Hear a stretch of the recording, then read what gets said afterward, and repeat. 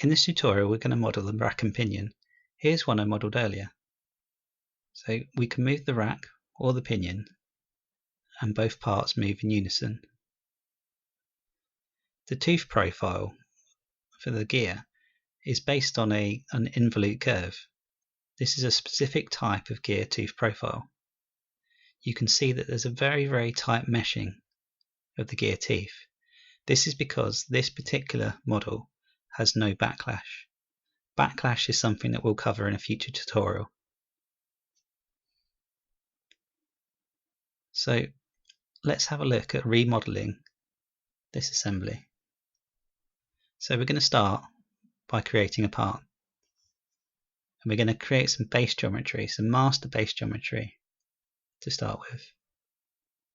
I sometimes need to reveal the equations tab on the left hand side. So I've just right clicked and gone in and opened. In the global variables panel, we'll enter the module of 3. We're going to add the number of teeth, and we're going to make this 32, and we'll add a pressure angle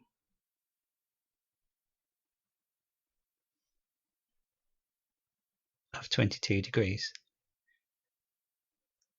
We'll add one more variable after this, which will be the tooth radius. It's less important than these first 3 factors, but the first 3 items you can see here are going to drive all of the other equations that are going to generate our tooth profile.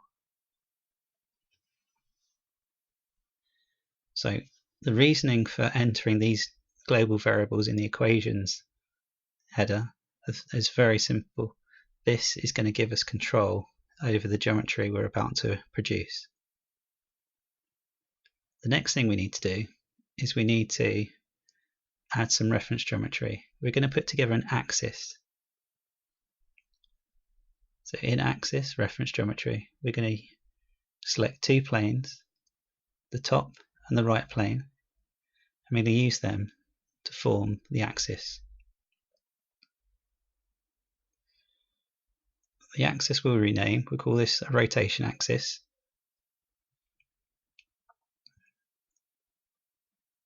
So we know in future that this is the center of the part. Let's now draw on the front plane. So we get a sketch. We're modeling on the front plane, and we're going to draw 5 circles. And this is the skeleton geometry for the basis of the gear. So we'll take the second circle and we're going to rename pitch circle.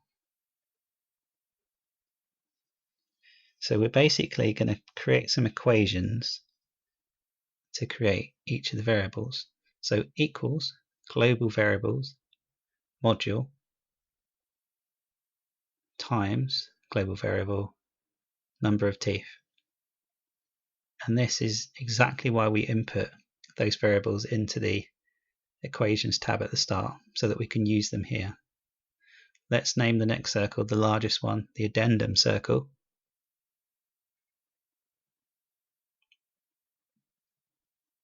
And this is going to equal the pitch circle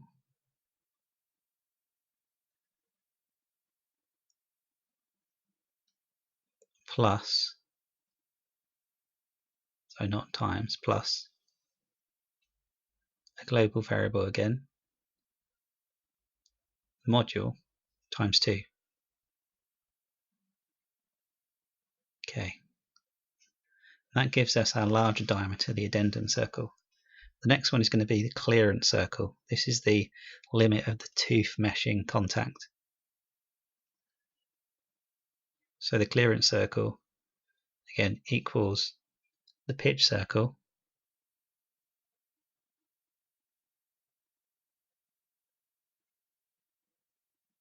minus the module times 2. And this gives us the limit of the tooth meshing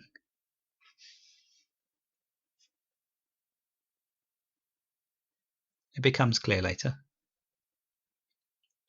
So we've got 2 more circles left. We now need to input the base circle. The base circle is going to drive the involute curve that we're going to use to form the tooth profile. So equals the pitch circle again, but this time times cosine of the global variable, which is the pressure angle. So cosine pressure angle. So the last circle represents the root circle, which is the very root of the depth of the gear, gear tooth. So this equals the pitch circle minus the module times 1.25 in this instance times 2. So 1.25 times 2.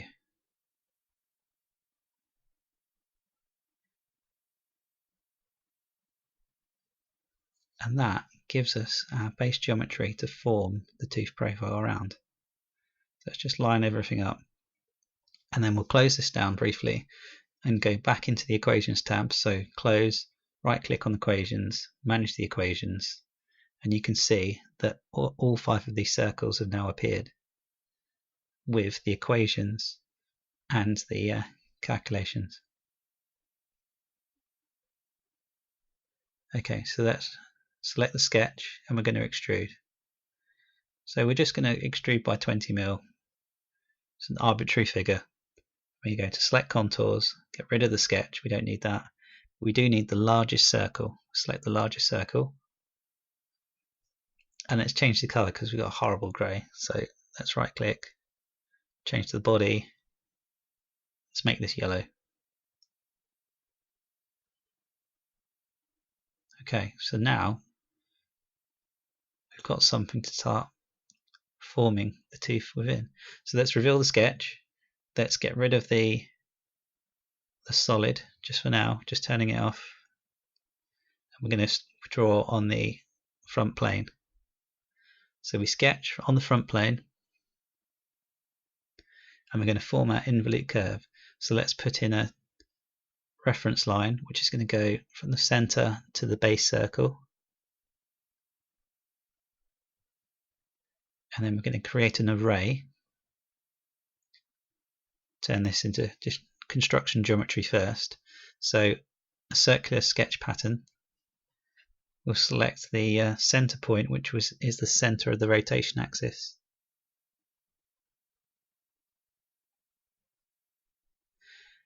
We're going to rotate about 45 degrees and we're going to select 11 instances.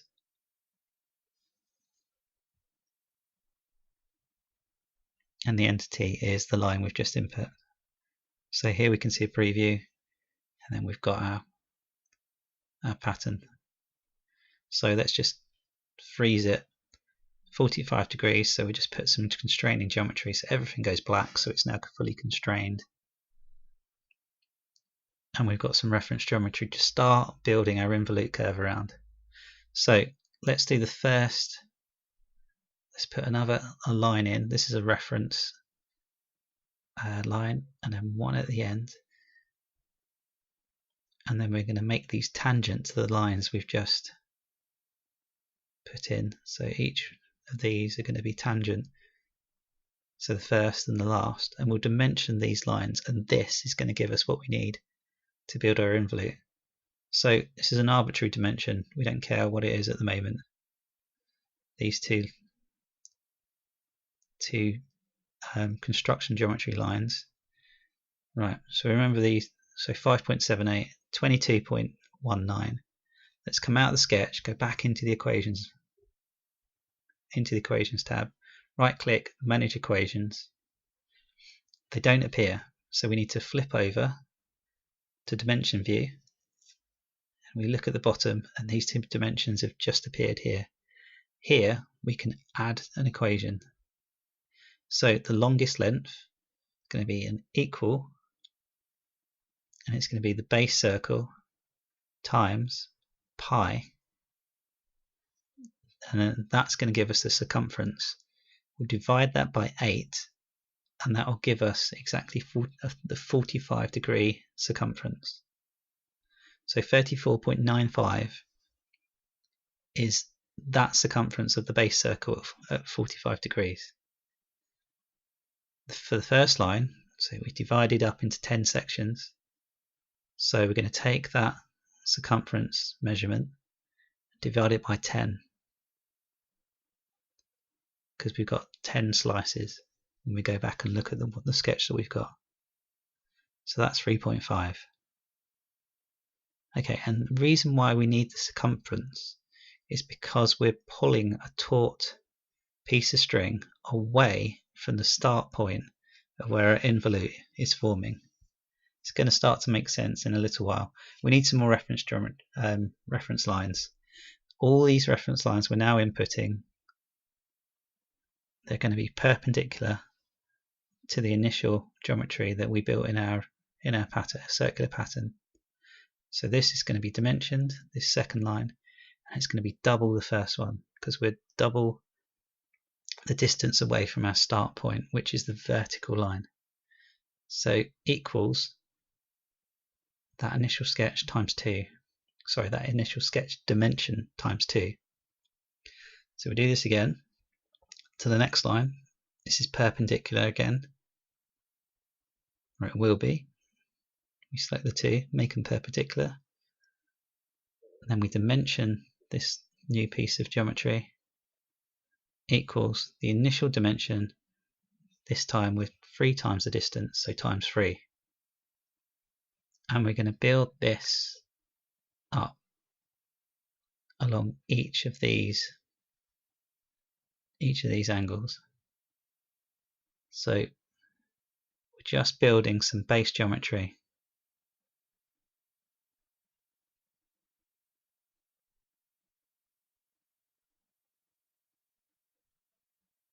Equals the initial dimension times 4 this time.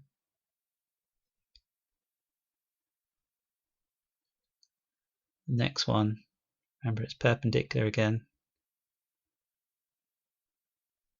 Perpendicular. And this one is times 5. So equals 3.5 times 5. So we're adding increments every time, and you can see there's a pattern forming which we're going to link our involute curve to.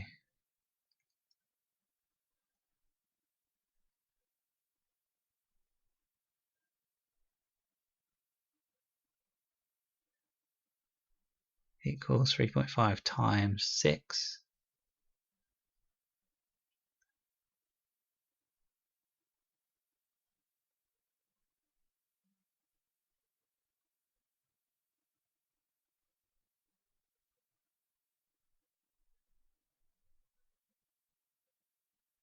The next one is times 7.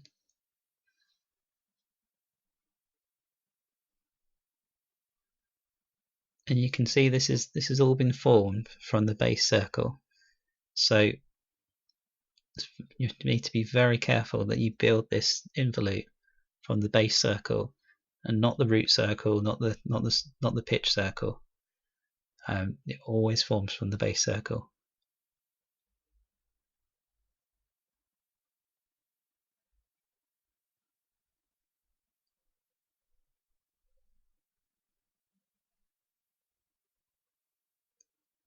Some of these dimensions are a bit tricky to get a hold of. So 3.5 times 8. We got one more to do. The last one, here he comes, because we already have number 10.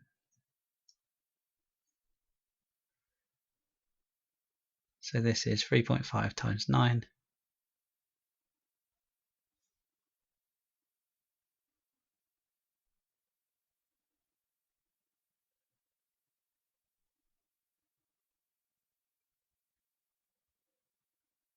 Okay, so now we need to make all these lines construction because we don't need them in any other form other than as construction geometry. And you can see the curve is going to follow this path.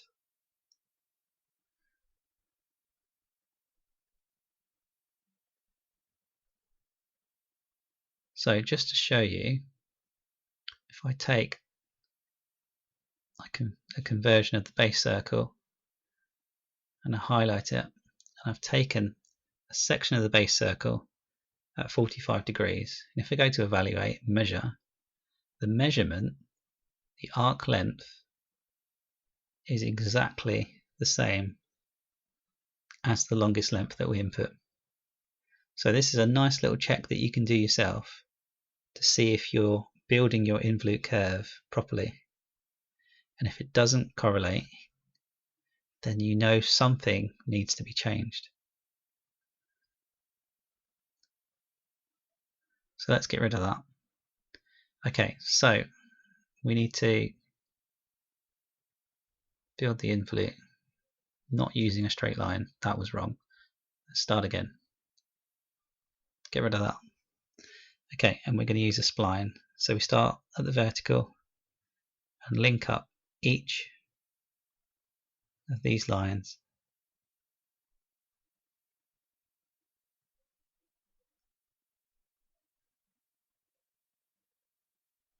until we get to the last one.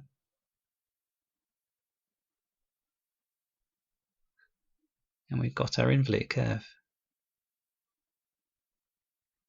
So let's make everything we don't need construction, including this line here.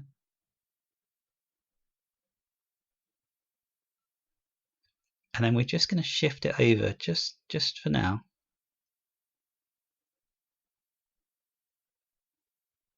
So we delete our vertical constraint and we'll just move it around the curve because we need to build some more geometry to form the teeth cutout. So this time a vertical line to the pitch circle and then one either side.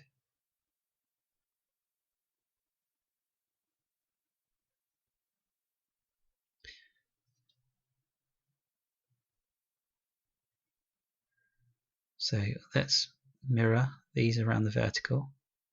Sorry, make them symmetrical around the vertical. And then we're going to dimension this angle. Now this angle is going to be half of the circular pitch. And this angle is 360 degrees divided by the number of teeth divided again by 2. And this will give us the width or the arc length of the tooth profile, the gap. This gives us the exact gap that we need without any backlash. So we take our involute curve and we link it to the intersection, and then we mirror our involute curve across the vertical line, and so we've got a cutout for our involute, for our tooth depth. We're going to feed down to the root circle, so let's highlight the root circle, go convert entities, and also the addendum circle. We need to link up. So let's just create some geometry there. We need one there, one line there. So we're going to mirror about the vertical line.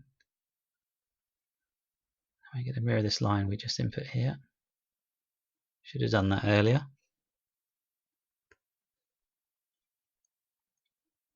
And then let's just trim some excess geometry off.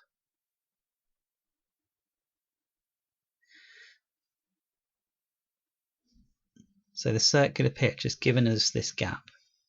It's told us exactly how wide this gap needs to be for this tooth profile to work.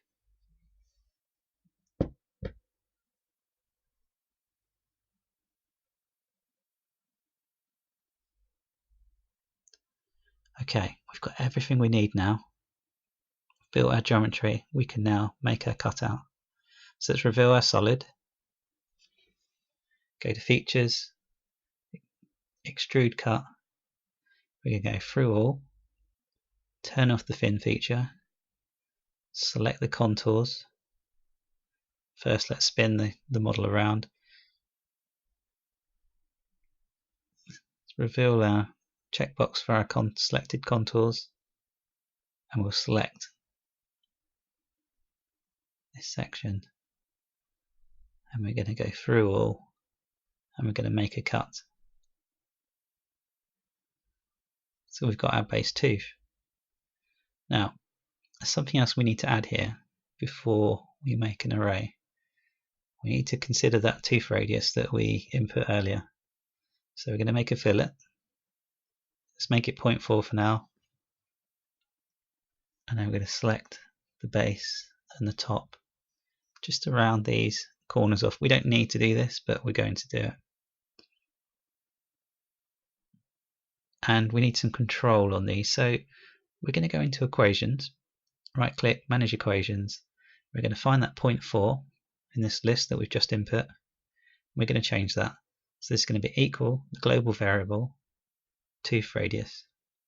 And that gives us the control input. Okay. We're now ready, very, very close to being ready to finishing this off. So we're going to make a circular pattern now.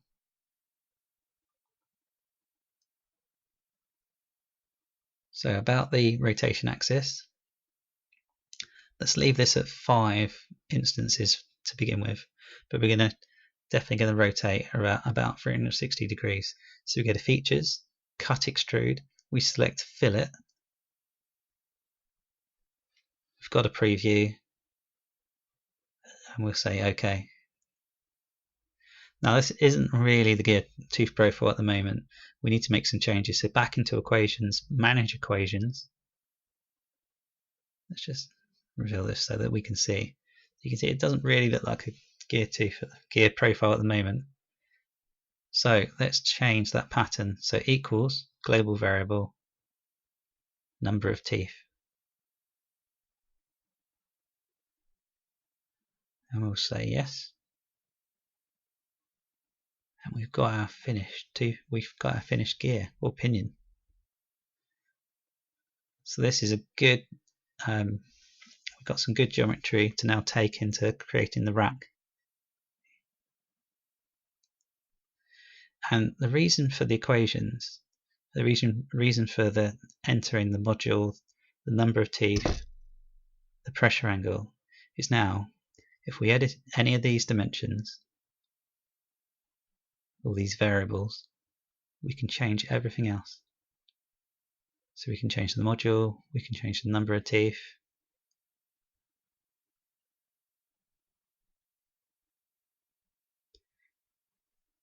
And we have to modify these within reason, because some of these edits will just make unrealistic geometry that will just error out. But we can modify and change our tooth profile. And that's it. That's the pinion. Next we're going to work on the rack.